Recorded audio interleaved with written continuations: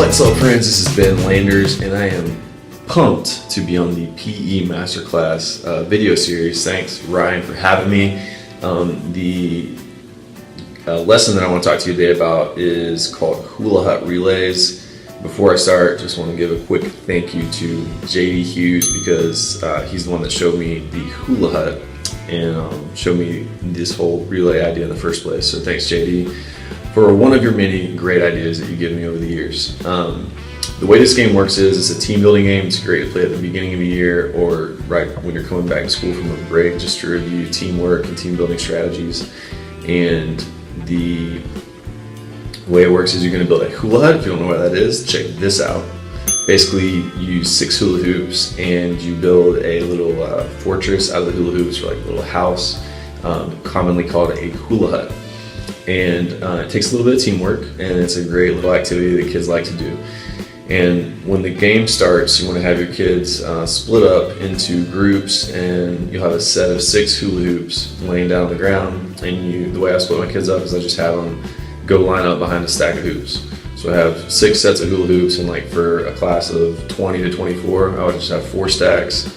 There would be 5 or 6 kids behind each stack of hoops. So then you have 4 teams. The kids go and sit down behind the hoops.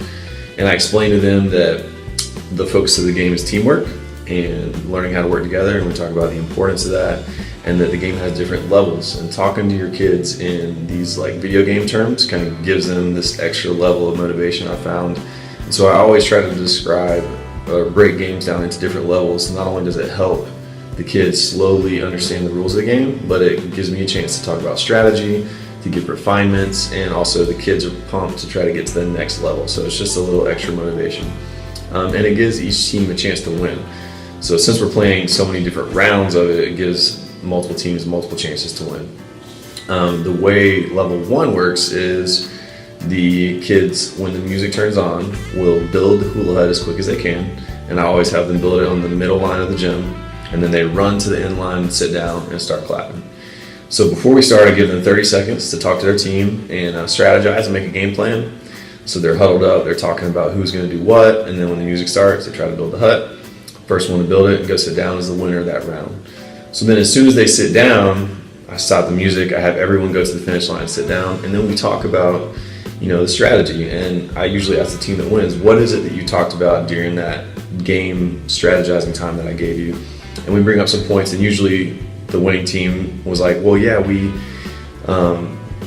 made a plan, and we had one person do the roof, one person do the sides, one person do the walls of the hula hut. And so we kind of talk about sports teams and teamwork, and how if you make a game plan, your team is more likely to win. And so there's a lot of parallels there with many of the things that we're doing in phys ed. So level 2 is a little bit harder.